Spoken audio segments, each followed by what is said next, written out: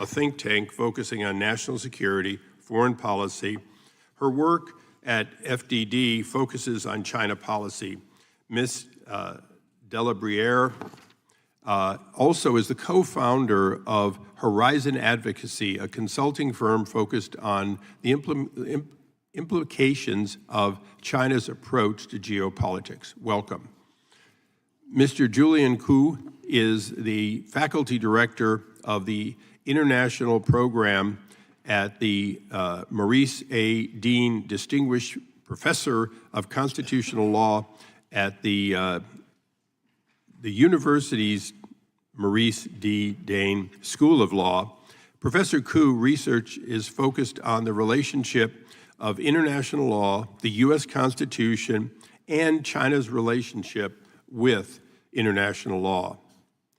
I think Mr. Bradford Muller has been well introduced, and we're thrilled to have you here today. And lastly,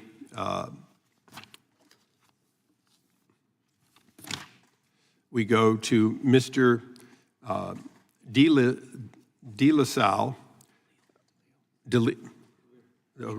DeLille, thank you, DeLille, who is the Stephen A. Kozin Professor of Law at the University of Pennsylvania.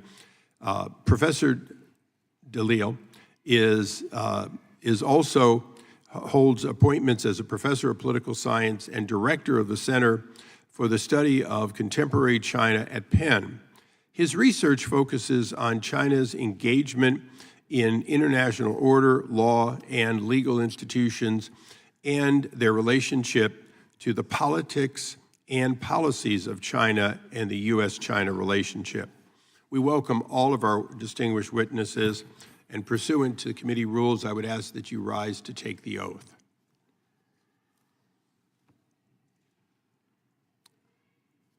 Customarily raise your right hand. Do you swear or affirm that under penalty of perjury that the testimony you're about to give is true and correct to the best of your knowledge, information, and belief? So help you God. Thank you. Please be seated. Let the record reflect that all witnesses answered in the affirmative. For all the witnesses, please be aware that although we ask that you stay within 5 minutes, your entire opening statement, along with additional material that you either have today or that you can supplement, will be made in order and a permanent part of the record. I thank you, and Ms. Delabriere, it is not Briere, it's your 5 minutes. Thank you for the opportunity to testify today. It's an honor to be speaking before you and the committee and alongside my distinguished co-witnesses. Beijing competes with co-option, not confrontation. The Chinese Communist Party does not directly attack its adversaries' systems. Instead, Beijing seeks to subvert them from the inside, such that they advance Beijing's agenda rather than obstructing it. In the military domain, for example, China positions to control critical information systems, value chains, even political stakeholders, such that it can decide where missiles are positioned and how they're perceived, rather than having to launch them itself. In trade, China has not sought to supplant the World Trade Organization, for example. Instead, Beijing has sought to manipulate it by holding others to its rules without following them itself, such that China can weaponize international free trade. And inside the United States, the Chinese Communist Party uses the American legal system to advance Beijing's agenda, punish its opponents, and neutralize U.S. defenses. Benefiting from the reality that China's centralized, opaque system allows it to out-resource competitors in courts, to co-opt key stakeholders, and to manipulate information. This poses a threat to American security and prosperity. Offensively, Beijing works to shape U.S. laws and regulations and their implementation, in many cases via U.S. entities that have been co-opted by dependence on or resources from the PRC. Beijing has also proven its willingness to use the U.S. legal system to punish those who stand in its way. Beijing does so, for instance, with SLAPP lawsuits that are intended to censor and intimidate critics by burdening them with costly legal defenses. Beijing also does so with IP lawsuits that, through the discovery process, granted access to valuable technology. And on the flip side, China provides IP litigation funding for its companies, in order to protect them from facing the consequences for their tech theft. Beijing also defensively games US laws and regulations, circumventing and neutering American efforts to defend against Chinese bad practices.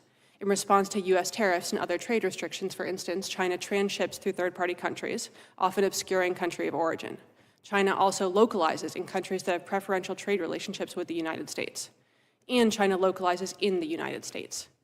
Doing so allows Beijing not only to avoid US trade restrictions, it also allows China to benefit from preferential policies that are intended to support US domestic and partner industry. Moreover, localization in the United States allows Beijing to maintain and to expand its united front, the network of co-opted stakeholders through which it undermines the US system from the inside. This entire program, offensive and defensive, benefits from Chinese government resourcing.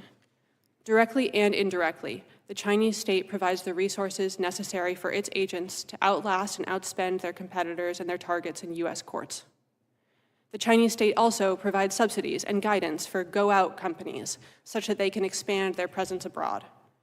And the Chinese state provides policy insurance mechanisms that are intended to de-risk investments that might be vulnerable to regulatory hurdles, as well as instructions for navigating US procurement and policy. Because Chinese abuse of the US legal system is systemic, it demands a systemic response. Tactical measures, like anti-SLAPP legislation and protections to defend American companies from exposing their IP to China via discovery are important, but the US response cannot end there. Chinese and Chinese-backed entities should have increased information sharing and transparency requirements when bringing cases. Those receiving direct or indirect funding from the Chinese government should face a higher pleading standard in the US. So should American entities that work with them. US-based actors that engage with Chinese state-backed and government-linked players operating in or importing into the US market should have to disclose as much. Law firm and lobbyists that work with those entities should not be eligible for US federal government funding or defense industrial-based procurement. More generally, sovereign immunity should not be extended to PRC entities. Foreign entity of concern provisions should be expanded to apply to all government authorities and support programs, and strengthened with presumptions of denial. Across the board, the definition of a Chinese entity should be tightened, such that Beijing cannot circumvent through shell companies, joint ventures, or localization. China is an adversary. This has been internalized in the United States, if belatedly. So has the strategic imperative of decoupling from China economically and industrially. But to do that, the United States also has to decouple its legal system. Thank you. Thank you. Professor Koo. Thank you, Mr. Chairman, Ranking Member Johnson.